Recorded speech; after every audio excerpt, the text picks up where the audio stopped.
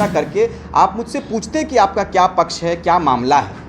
मैं सोकर उठा हूँ, पता चल रहा है कि मुझे पदमुक्त कर दिया गया। चलिए कोई दिक्कत नहीं है, पार्टी का जो निर्णय होगा हम लोग सर्वमान्य हैं। पार्टी के निर्णय के साथ में ही हम लोग एक सिपाही के रूप में कार्य करते हैं। यदि पार्टी को लगा कि मुझे पदमुक्त करना चाहिए तो स्वागत है, कोई दिक्कत नहीं है। मैं आगे भी पार्टी में बना रहूँगा और पार्टी के लिए कार्य करूँगा। पार्टी में देखो लोग बना देंगे और राजनीतिक करने वाले मेरे ऊपर षड्यंत्र करेंगे और पदमुक्त तक की बात चली जाएगी। मैंने कभी तसव्वुर में भी नहीं सोचा। मैं सोचा कि भाई चलो गाँव वालों से मेरी बेहतर बात हुई थी। नहीं, कोई भी सबूत नहीं। मैं तो खुले तौर पर मैंने तो राज्य के मीडिया से मांग किया है ना। मैंने कहा है कि यदि आपके बीच में कोई ठोस सबूत है, यदि आपके पास कुछ वीडियोज़ है, यदि आपने मेरा फोटो खींचा, आपने टोटल सोशल मीडिया में दिया, प्रभात खबर में दिया, हिंदुस्तान में दिया और तमाम मीडिया में आपने देने का काम किया। भाई आपके पास वीडियो था तो आप चला देते हैं। मैं यदि दोषी था तो मैं बिल्कुल स्वीकार करता हूँ कि यदि मेरी गलती होगी तो आप मुझे जोर दंड देंगे। रिजवान क्रांतिकारी स्वीकार करने के लिए तैयार है। सूचना करके आप मुझसे पूछते कि आपका क्या पक्ष है, क्या मामला है। मैं सोकर उठा हूँ, पता चल रहा है कि मुझे पदमुक्त कर दिया गया। चलिए कोई दिक्कत नहीं है, पार्टी का जो निर्णय होगा हम लोग सर्वमान्य हैं। पार्टी के निर्णय के साथ में ही हम लोग एक सिपाही के रूप में कार्य करते हैं। यदि पार्टी को लगा कि मुझे पदमुक्त करना चाहिए तो स्वागत है, कोई दिक्कत नहीं है। मैं आगे भी पार्टी में बना रहूँगा और पार्टी के लिए कार्य करूँगा। पार्टी में देखो, लोकतंत्र के चौथे स्तंभ के रूप में उद्देश्य मकसद ये है कि जिस तरह से विगत 2 दिन पूर्व में आपने देखा कि अखबारों के माध्यम से और पोर्टल न्यूज़ जो भी सोशल मीडिया के माध्यम से आप लोगों ने देखा, पूरे राज्य के लोगों ने देखा कि मेरे ऊपर एक ब्लेम लगाया गया है। मेरे ऊपर एक कह सकते हैं कि फुंसी को फोड़ा बनाने का प्रयास किया गया है।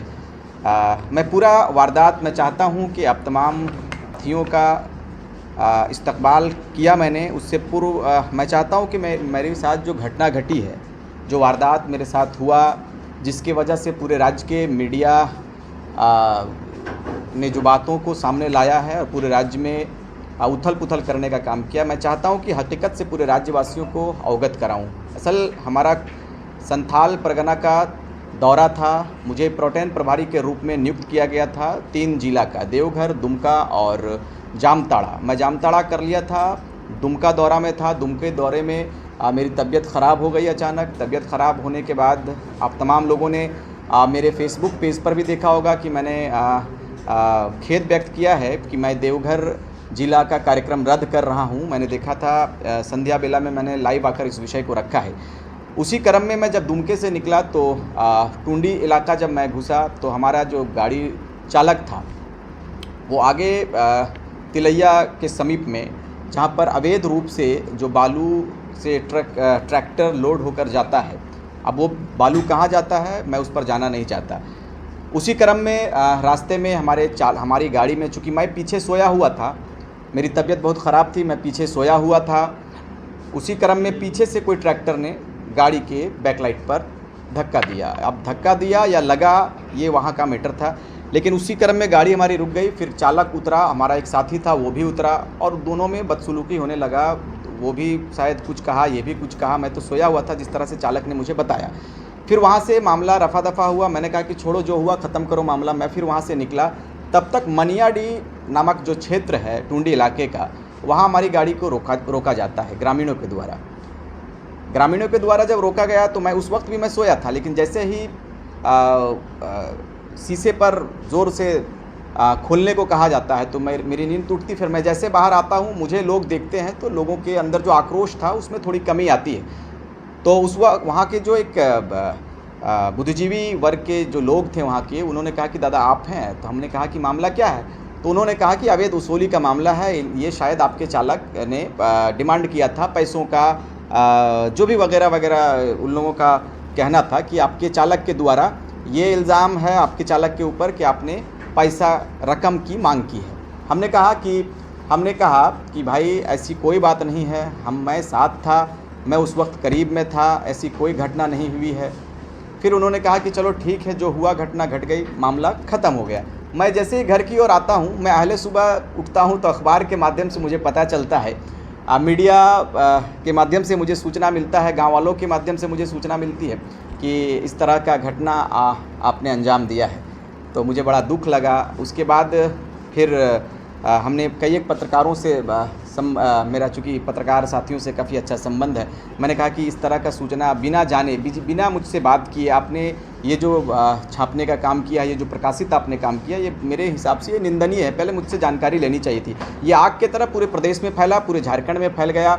मेरे पास लगातार मीडिया से फ़ोन आने लगा, रांची से फ़ोन आने लगा, तरह तरह का मीडिया सवाल करने लगा। तो मैं साफ साफ शब्दों में ये कहना चाहता हूँ, आप चूँकि लोकतंत्र के चौथे स्तंभ के रूप में कार्य कर रहे हैं, चूँकि आप जो दिखलाते हो पूरा देश, पूरा राज्य, पूरी दुनिया उसे देखने का काम करती है। आप तमाम पत्रकार बंधुओं से इस बात को कहेंगे कि बिल्कुल मेरे ऊपर जो इल्ज़ामात लगाए जा रहे हैं, मेरे ऊपर जो आरोप लगाए जा रहे हैं, वो बिल्कुल निराधार है, उसका कोई आधार नहीं है। ना उनके पास जो जिस तरह का जो ब्लेम क्रिएट करने का काम कर रहा है। एक अल्पसंख्यक लीडर, एक अल्पसंख्यक प्रकोष्ठ से मैं, एक बिल्कुल पिछड़े तबके से आया, एक समाज से निकलकर बिल्कुल संघर्ष किया हमने पार्टी के लिए। हमने JBKS के बाद हम लोगों ने JBKS बनाया और अब JLKM बनाया। JLKM की लोकप्रियता लगातार बढ़ रही है प्रदेश में। हम लोगों ने चुनाव भी लड़ा, चुनाव में हम लोगों ने 8 लाख मतों को एकत्रित करने में सफल रहा। अब राजनीतिक हमें चिन्ह भी मिला है, राजनीतिक चिन्ह के साथ साथ हमारा जो झंडा है उनका भी डिज़ाइन हो गया है।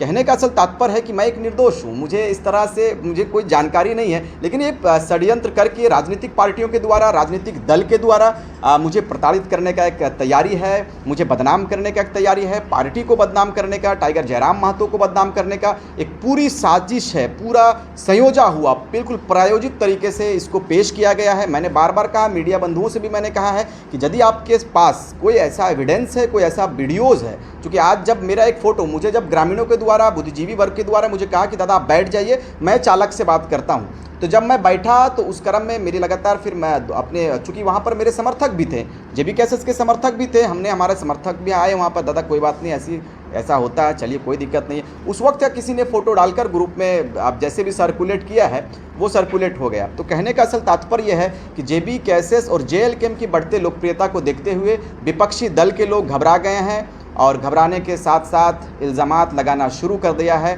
हम लोग इल्ज़ामात से घबराते नहीं हैं। जनमानस के लिए हम काम कर रहे थे, अपने झारखंडी मुद्दों के साथ में आगे आए हैं, कल भी थे, आज भी हैं और आने वाले समय में भी हम लोग कार्य करेंगे।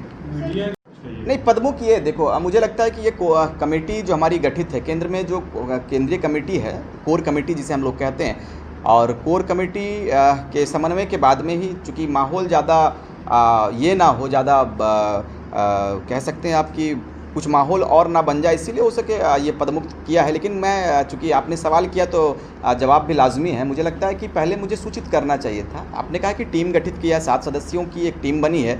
मुझे लगता है कि कम से कम मैं एक अल्पसंख्यक प्रकोष्ठ का, अपने समाज का प्रतिनिधित्व करने के लिए, मैं अपने लोगों को जगाने के लिए निकला हूँ साहब। कम से कम आप मुझे सूचित करते हैं, आपका ये दायित्व बनता है, आपका ये फ़र्ज़ बनता है कि आप मुझे कम से कम एक बार, हमारा पार्टी में चूँकि अभी नई पार्टी है और नए रूप से हम लोगों ने पार्टी को तैयार किया है, तो कहीं ना कहीं सारे लोग नौजवान हैं, सारे लोग आप यूँ कह सकते हैं कि एक नए मिट्टी के साथ में घड़े को यदि हम बनाते हैं वो कच्चा होता। अभी हम बिल्कुल आप कह सकते हैं कि नवजात शिशु के रूप में हम लोग बढ़ रहे हैं और आप तमाम लोगों का आशीर्वाद, पूरे राज्य के लोगों का आशीर्वाद हम लोगों को मिला कि हम लोग एक पार्टी के रूप में सामने आए हैं और बिल्कुल बेहतर रूप से काम करेंगे। पार्टी में किसी प्रकार की कोई दिक्कत नहीं है, ना हमारी पार्टी में किसी प्रकार का कोई भेद है। हम लोग बेहतर रूप से कार्य कर रहे हैं। छोटी मोटी घटनाएं बीच में होती रहती है, उसको हम लोग मायने नहीं रखते हैं। हमारा जो दिशा निर्देश होगा हम लोग काम करेंगे पार्टी के हिसाब से। चूँकि राज्य एक बड़े बदलाव की ओर बढ़ा है। बड़े बदलाव का तात्पर्य यह है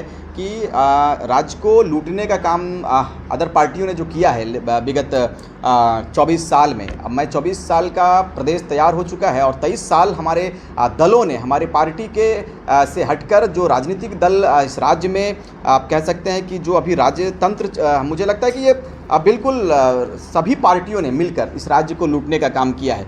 दूसरी ओर बड़ी बड़ी वायदे पार्टी के लोग करते हैं, पार्टी के संगठन के नेता करते हैं, लेकिन वादा सिर्फ पेपरों तक सीमित रहता है। वादा सिर्फ उनके जो लेटर होते हैं उन लेटरों तक सीमित रह जाता है, धरातल पर नहीं उतरता है। राज्यवासी अभी भी त्राहिमाम कर रहे हैं और बिल्कुल JLKM की ओर हम लोग बिल्कुल बेहतर रूप से काम करेंगे और राज्य को सुंदर करेंगे सर। नहीं मिला है, बिल्कुल एक जांच टीम बनी है और गांव वालों से लिया जा रहा है फीडबैक। गांव वालों ने कहा कि भाई धक्का मुक्की हुई होगी, लेकिन ये मनियाडी आप कह सकते हैं वो रोड का मामला था। वहाँ से 3 किलोमीटर के बाद गांव वालों ने पूछताछ के लिए गाड़ी को हमारी रोकी थी और मुझे कोई सूचना नहीं था मैम। मैं रात में सोया, मुझे तो मालूम भी नहीं था कि इतना बड़ा न्यूज़ लोग बना देंगे और राजनीतिक करने वाले मेरे ऊपर षड्यंत्र करेंगे और पदमुक्त तक की बात चली जाएगी। मैंने कभी तसव्वुर में भी नहीं सोचा। मैं सोचा कि भाई चलो गाँव वालों से मेरी बेहतर बात हुई थी।